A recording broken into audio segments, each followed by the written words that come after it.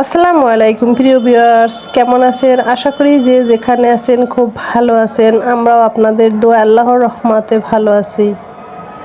তো কোরবানির ঈদ চলে এসেছে, ঈদ মোবারক। দেখুন আয়োজন চলছে সব কিছু, আর এই আয়োজনের আগে আমরা যা যা করছি দেখুন, আশা করি ভালো লাগবে। ছোট পরিসরে একটা ব্লগ। এবছর গরুর হাটে যাইনি, কারণ বৃষ্টি হইতেছিল, রাস্তাঘাট কাদায় ভরে গেছে। তাই বাসার সামনে হাট বসেছে ছোট করে, সেইখান থেকে বাছাই করে একটা আল্লাহর রহমতে আমি একটা গরু নিতে পেরেছি। এই যে এই যে দেখুন, কালো গরুটা নিয়ে নেব, কারণ ছেলেরও সময় নেই, পরিবারের কারো সময় নেই যে হাটে গিয়ে গরু আনবে। তাই পাশে ছিল, এখান থেকে নিয়েছি আমি। আমার সাথে আরও কিছু লোক আছে, এই যে নিয়ে নিলাম। আর পুরাটা আমি একা নেইনি, ভাগেই নিয়েছি। তো আলহামদুলিল্লাহ, আল্লাহ কবুল করছেন, যেইটা আমাদের ভাগে সেইটাই নিয়েছি।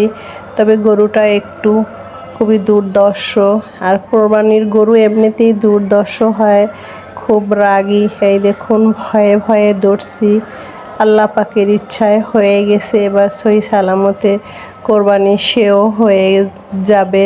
আর আমি তো আপনাদের সঙ্গে পরে ভয়েস দিচ্ছি, এইটা তো যখন কিনেছি সেই সময়কার ভিডিও। এরপরে কোরবানি হয়ে গেছে আলহামদুলিল্লাহ একদম ভালোভাবে। এই দেখুন, ঈদের দিন সকালবেলা পায়েস রান্না করেছি সেমাই। কোরবানির ঈদ বলে তো আর এইটা বাদ যাবে না যে শুধু গরু গোশ খাবো আর ভাত তরকারি বা অন্য কিছু। আমরা বাঙালি, আমাদের সবই লাগে, খিচুড়ি, পোলাও, ভাত, ফেরনি, জর্দা, সেমাই সবই লাগবে, তাই না? এর আল্লাহর নামে কোরবানি, ভাগাভাগি, কাটাকাটি একদম খুব সুন্দরভাবে হচ্ছে। এই দেখুন, এপাশে ওপাশে পুরা গ্যারেজটা ভর্তি, সবাই কোরবানি করছে। আল্লাহ কবুল করে নিন আমাদের এই কোরবানির আয়োজন। তো আপনার মেহেরবানি হয়েছে, তাই সবাই মিলে কোরবানি করতে পেরেছি। সেইটা আমার মা, বাবা, ফ্যামিলি, ভাই বোন যে যেখানে আছে, সব পরিবারে যে যে আলাদা হয়ে গেছে, আমরা সবাই কোরবানি করতে পেরে খুব আনন্দিত। আর কোরবানির দিন তো একটু আলাদা খাবারও লাগে, মুরগির রোস্ট, ডিম, ঝাল ফ্রাই, সালাদ তো লাগবেই, আর লাগবে একটু ঝরঝরে এই যে গাজর পোলাও।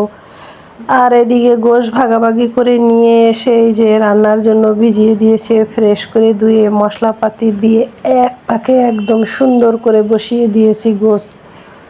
এতটা সুস্বাদু আর সুঘ্রাণ কোরবানির গোশের, কি বলবো প্রিয় ভিউয়ার্স। রান্না বসিয়েছি, চুলার জাল পেতে পেতে একদম ঘরবাড়ি সুন্দর একটা ঘ্রাণে ভরে গেছে, সুঘ্রাণ। আসলে কোরবানির গোশের রহমত অন্যরকম, আলাদা। আলহামদুলিল্লাহ, খেতেও নিয়ে গেছি আমি। এই যে দেখুন, ঝোল মশলা ছাড়া, কারণ এতটা হাই রিস্ক করা যাবে না, বয়স বেড়েছে তো, খাওয়া দাওয়া এভাবেই খেতে হবে। রান্না করব তেলে ঝালে, কিন্তু খাবো বেছে বেছে। এই আর কি, আমার জন্য দোয়া করবেন। আপনারাও ভালো থাকবেন, সুস্থ থাকবেন। ঈদ মোবারক, আল্লাহ হাফেজ।